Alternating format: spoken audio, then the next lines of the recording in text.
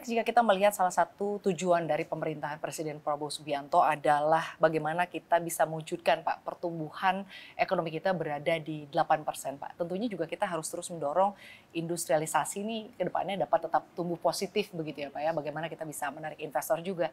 Tapi tentunya akan ada sedikit tantangan Pak terkait dengan bagaimana industri-industri di tanah air yang mungkin menyumbang gitu ya Pak terhadap polusi di tanah air, bukan hanya polusi atau juga mungkin bagaimana mereka cara mengelola limbah gitu ya Pak ya. Bagaimana upaya dari Kementerian Lingkungan untuk bisa mengawasi industri-industri di tanah air tetap bisa berkembang secara positif tetapi juga tetap ramah dari lingkungan.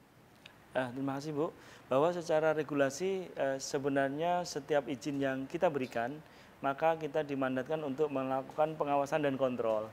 Ini artinya bahwa Pak Bupati, Pak Gubernur dan kita yang memberikan persetujuan lingkungan dan penerbitan izin berdasarkan persetujuan lingkungan tersebut berkewajiban untuk mengontrol kualitas dari lingkungannya itu. Ini yang kemudian sebenarnya agak terkendala pelaksanaannya, dan ini sedang kita kemudian review untuk kemudian kita targetkan pada industri-industri tertentu, pada kawasan ekonomi khusus, kawasan industri yang berpotensi kemudian menimbulkan dampak lingkungan yang cukup signifikan di lapangan. Tentu kita akan mandatkan untuk dilakukan pengawasan ketat, dan kita telah menyusun desain itu pada beberapa segmen.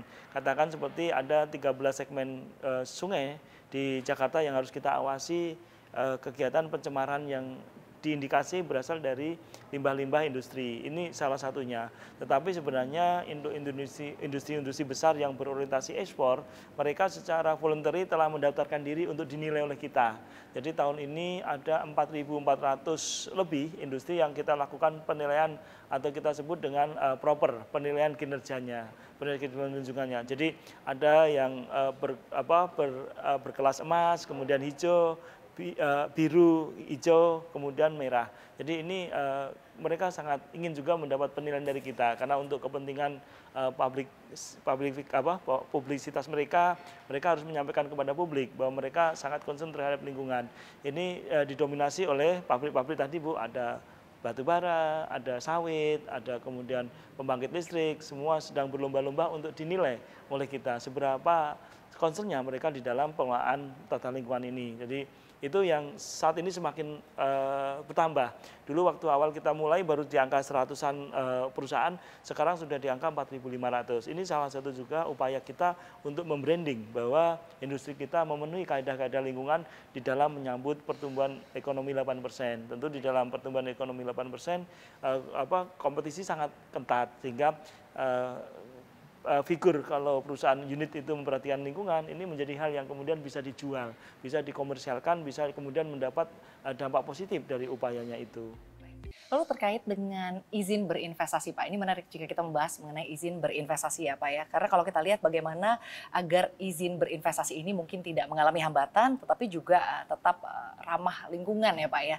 Kalau dari Kementerian Lingkungan Hidup sendiri begitu Pak, seperti apa nih izin berinvestasi sampai dengan saat ini, atau mungkin ke depannya nanti akan seperti apa? Jadi untuk izin berinvestasi sebagaimana sudah diatur dalam Undang-Undang Cipta Kerja, bahwa pelaksanaan pemberian izin investasi dilakukan berbasis risiko. Nah kemudian dengan kondisi itu kemudian kita sebagai suatu instrumen untuk persetujuan dasar. Artinya sebelum izin investasi diberikan, maka dimandatkan di dalam Undang-Undang Cipta Kerja itu persetujuan lingkungannya harus selesai dulu. Ini jauh berbeda dengan undang-undang sebelumnya. Kalau undang-undang sebelumnya antara persetujuan lingkungan dengan izin investasi ini bersamaan, sehingga pada saat dia melanggar persetujuan lingkungan itu belum tentu kita dicabut izinnya. Tetapi hari ini melalui Undang-Undang Cipta Kerja yang digulirkan waktu itu kedudukan izin lingkungan sangat kuat. Jadi sebelum izin lingkungan diselesaikan, maka izin investasinya belum didapat. Ini semua kemudian berimplikasi pada saat kemudian izin lingkungannya dilanggar, maka izin investasinya pasti dicabut. Jadi nah, itu. akan saling berkait Ya, begitu Pak? lebih kuat sekali. Jadi persetujuan lingkungan lebih kuat. Kemudian pertanyaannya, seberapa cepat pemerintah itu mampu menghadirkan persetujuan lingkungan. Dulu kita sudah sering mendapat keluhan masyarakat, persetujuan lingkungan itu lama, kemudian dokumennya tebal dan biayanya mahal. hal. Hari ini kita sudah simplifikasi sedapat mungkin. Semua persetujuan lingkungan dilakukan secara online melalui sistem AMDALNet. Jadi AMDALNet ini telah melakukan interoperasional atau integrasi dengan sistem yang ada di SRBA di BKPM. Sehingga begitu beliau mendaftar di BKPM, hari itu juga datanya masuk di AMDALNet. Kami sedang mengupayakan terus AMDALNet ini pelaksanaan persetujuan lingkungannya sesingkat mungkin. Kami mempunyai waktu service legal agreement-nya ya paling lama 2 bulan lah itu harus selesai untuk persetujuan lingkungan. Untuk penyataan kelola lingkungan ya cukuplah 1 minggu. Ini sedang kita godok dan sebagian sudah selesai. Jadi beberapa unit usaha sudah sampai itu, tetapi unit usaha yang rumit masih kita definisikan untuk membuat semacam standar spesifik sehingga mempercepat proses persetujuan lingkungannya.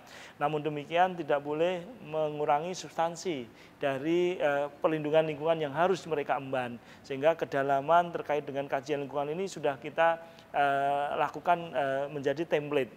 Kemudian para tenaga ahli untuk mengevaluasi tim uji kelayakan atau lembaga uji kelayakan itu telah memiliki panduan yang komprehensif untuk melakukan penilaian persetujuan lingkungan sehingga pembahasannya tidak ngalor ngidul tetapi fokus sehingga mempercepat pelaksanaan persetujuan lingkungan, kemudian tetap dalam kajiannya dan dokumennya tidak tebal-tebal yang tidak perlu dikaji. Jadi dengan demikian maka kita akan menghadirkan kepastian berinvestasi bagi semua pihak yang akan kemudian mendukung Indonesia Emas dengan pertumbuhan 8% yang dimintakan oleh Bapak Presiden. Terkait dengan isu pertambangan, di pemerintahan Presiden Prabowo Subianto ada sektor pertambangan yang tengah didorong Pak untuk hilirisasi. Ya ini salah satunya adalah sektor pertambangan nikel Pak. Nah sebenarnya kalau kita melihat asing ini kan begitu concern ya Pak dengan nikel dari Indonesia, dinilai yang kotor lalu juga prosesnya yang tidak ramah lingkungan. Bagaimana Kementerian Lingkungan Hidup Pak menangkal isu ini atau menilai apa yang dilihat oleh asing terkait dengan nikel dari Indonesia? Oke. Kementerian Lingkungan Hidup sebenarnya dibekali dimandati oleh Undang-Undang 32 2009 untuk melakukan kontrol dan pengawasan terkait dengan upaya ekstraktif yang ada di dalam sumber daya alam yang ada di Indonesia. Sehingga Kementerian Lingkungan Hidup saat ini sedang melakukan mapping dengan serius terkait dengan industri-industri yang tadi saya sampaikan, kemudian berkonsekuensi menimbulkan dampak yang cukup besar, itu kami akan mandatkan untuk dilakukan pengawasan kinerja lingkungannya secara mandatori. Kalau tadi yang saya sebut di muka adalah teman-teman perusahaan yang besar yang ingin kemudian mendapat predikat Go Green dilakukan dengan voluntary. Tetapi terkait dengan industri-industri yang berdampak besar buat lingkungan, kami akan mengeluarkan keputusan Menteri untuk dilakukan pengawasan secara mandatori.